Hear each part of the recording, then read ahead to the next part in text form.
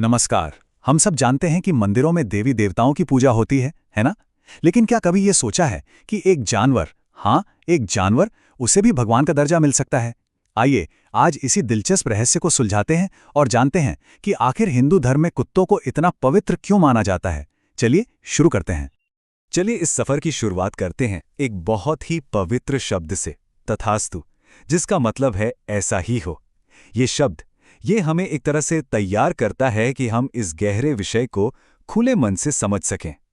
तो सबसे बड़ा सवाल तो यही उठता है कि आखिर क्यों? मतलब एक ऐसी दुनिया जहां इतने सारे देवी देवताओं के मंदिर हैं, वहां किसी जानवर को इतना ऊंचा सम्मान क्यों दिया जाएगा? उन्हें मालाएं पहनाई जाती हैं, तिलक लगाया जाता है, भोग तक लगता है। इसका जवाब कहीं और नहीं, हमारी अपनी पौराणिक कथाओं में ही छिपा है। इस पूरी मान्यता की जड़ें अगर हम देखें तो वो भगवान दत्तात्रेय की कथा में मिलती हैं। चलिए इस दिव्य रहस्य को जरा करीब से समझते हैं। तो भगवान दत्तात्रेय कौन है? देखिए, वो कोई साधारण देवता नहीं है।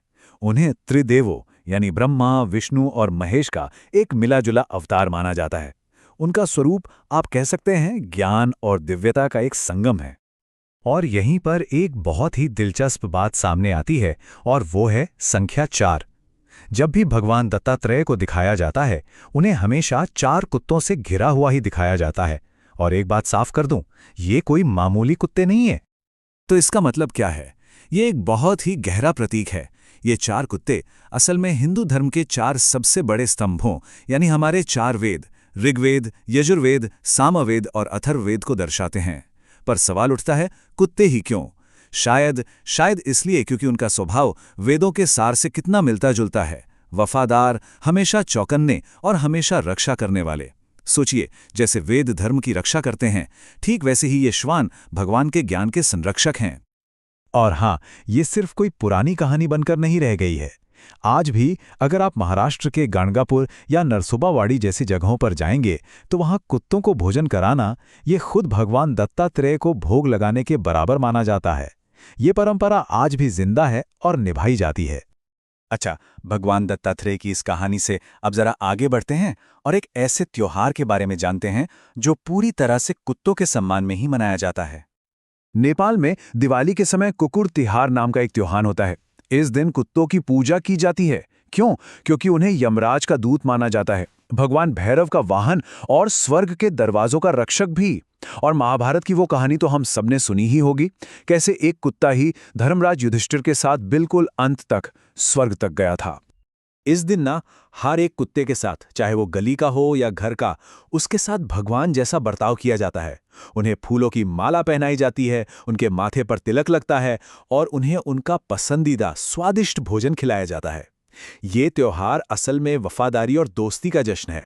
तो हमने पौराणिक कथाएं देख लीं, त्योहार भी देख लिया। अब बात करते हैं एक ऐसे आधुनिक मंदिर की जो पूरी तरह से कुत्तों को ही समर्पित है। जी हां, आपने सही सुना। कर्नाटक के चन्नापटना गांव में एक बहुत ही अनोखा मंदिर है और यहां किसी देवी देवता की नहीं बल्कि कुत्तों की मूर्तियां लगी हुई हैं। और इसके पीछे भी एक बहुत गहरी स्थानीय मान्यता है। वहां के लोग ये मानते हैं कि ये कुत्ते गांव के रक्षक हैं, उनके संरक्षक हैं जो उन्हें हर तरह की बुराई से बचाते हैं। मतलब उनकी वफादारी को ही भगवान का एक गुण मान लिया गया है। ये एक बेहतरीन उदाहरण है कि कैसे किसी जानवर का एक प्राकृतिक स्वभाव दिव्यता से जुड़ जाता है। तो हमने अलग अलग कहानियां देखी, अलग अलग परंपराएं देखें। अब इन सभी धागों को एक साथ जोड़कर देखते हैं कि इसका असली मतलब क्या निकलता है। देखिए, इसका जो मूल सिद्धांत है वो सनातन धर्म की उस शिक्षा में है जो मानती है कि ईश्वर सिर्फ मूर्तियों में नहीं है, वो तो हर जीव में, हर एक कण कण में मौजूद हैं।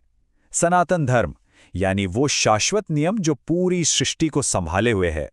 जैसा कि कहा भी गया है, अणु रणयान महतो मह्यान, मतलब वो छोटे से छोटे अणु में भी है और विशाल से विशाल चीज में भी।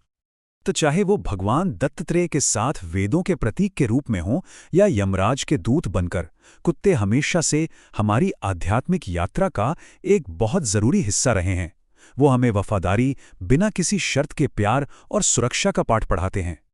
तो अगली बार जब हमारी नज़र किसी कुत्ते पर पड़े तो उसे सिर्फ एक जानवर समझ के आगे ना बढ़ जाएं, बस एक पल के लिए ये याद करें कि उसमें भी उसी दिव्य चेतना का एक अंश है जो हम सबके अंदर है।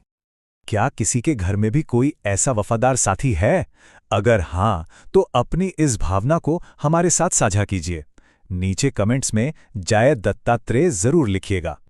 और हम आज की इस चर्चा का अंत भी उसी शब्द से करते हैं जिससे हमने शुरुआत की थी। तथास्तु, ये ज्ञान हमारे अंदर बस जाए और हम हर जीव में उस परमात्मा को देख पाएं। ऐसा ही हो।